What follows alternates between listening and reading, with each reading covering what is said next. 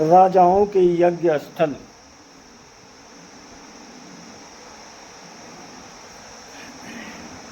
पूर्व राजाओं के यज्ञ स्थल एवं लव कुश का जन्म। अयोध्या से प्रस्थान करने के तीसरे दिन शत्रुघ्न ने महर्षि वाल्मीकि के आश्रम में विश्राम किया। रात्रि में उन्होंने मुनि से पूछा, हे महर्षि, आपके आश्रम के निकट पूर्व में ये किसका यज्ञ स्थल दिखाई पड़ रहा है? महर्षि बोले, हे सौमित्र, ये यज्ञ स्थल तुम्हारे कुल के महान राजाओं ने बनवाया था। मैं उनके विषय में बताता हूँ। तुम्हारे कुल में सौदास नाम के बड़े धार्मिक राजा हुए हैं। एक दिन आखेट करते हुए उन्होंने वन में दो भयंकर दुर्धर्ष राक्षसों को देखा। राजा ने बाण चलाकर उनमें से एक को मार गिराया। ये देखकर दूसरा राक्षस ये कहता हुआ अदृश्य हो गया कि हे पापी, तूने मेरे इस मित्र को निरपराध मारा है, अतः मैं इसका प्रतिशोध अवश्य लूँगा।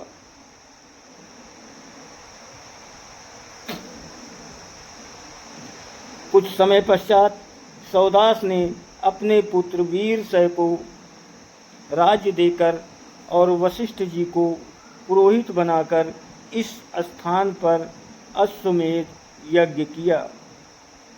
उस समय वही राक्षस अपने प्रतिशोध लेने के लिए वहां आया और वशिष्ठ जी का रूप बनाकर राजा से बोला कि आज मुझे मांस युक्त भोजन कराओ, इसमें सोच विचार की आवश्यकता नहीं है।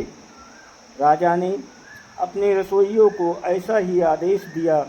इस आदेश को सुनकर वो आश्चर्य में पड़ गया। तभी वो राक्षस रसोइये के वेश में वहाँ उपस्थित हुआ और भोजन में मनुष्य का मांस मिलाकर राजा को दिया। राजा ने अपनी पत्नी सहित वो भोजन वशिष्ठ जी को परोसा। जब वशिष्ठ जी को ज्ञात हुआ कि भोजन में मनुष्य का मांस है, तो उन्होंने क्रोधित होकर राजा को श्राप दिया।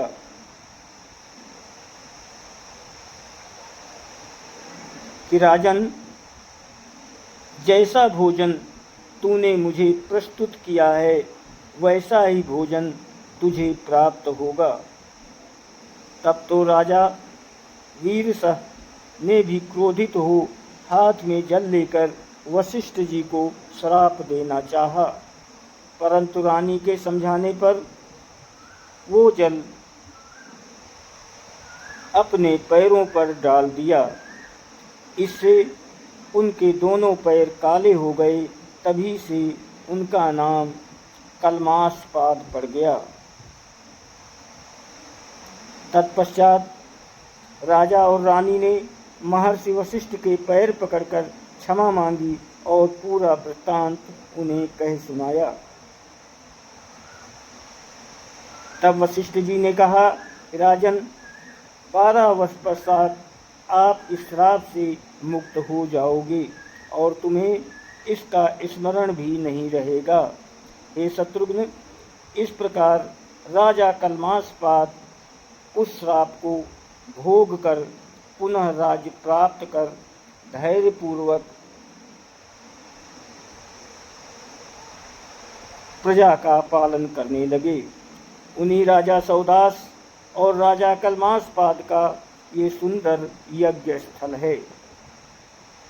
ये कथा सुनकर शत्रुघ्न अपनी पर्णशाला में विश्राम करने चले गए। जिस दिन शत्रुघ्न वाल्मीकि के आश्रम में पहुँचे, उसी रात को सीता जी ने एक साथ 2 पुत्रों को जन्म दिया। तपस्विनी बालाओं से उनके जन्म का समाचार सुनकर महर्षि ने एक कुशाओं का मुट्ठा और उनके लव लेकर मंत्रोच्चार द्वारा उनकी भावी बाधाओं से रक्षा करने की व्यवस्था की। फिर एक का कुश और दूसरे का लव से मार्जन कराया। इस प्रकार बड़े बालक का नाम कुश और दूसरे का लव रखा गया। शत्रुघ्न को भी ये समाचार पाकर अत्यंत प्रसन्नता हुई। अगले दिन प्रातःकाल सब कृत्यों से निवृत्त होकर शत्रुघ्न मदपुरी की ओर चल दिए। मार्ग में 7 रात्रियां व्यतीत कर वे महर्षि च्यवन के आश्रम में पहुँचे। दोस्तों, वीडियो को लाइक और सब्सक्राइब जरूर करें, आपकी बहुत मेहरबानी होगी। आप सभी को बहुत बहुत धन्यवाद।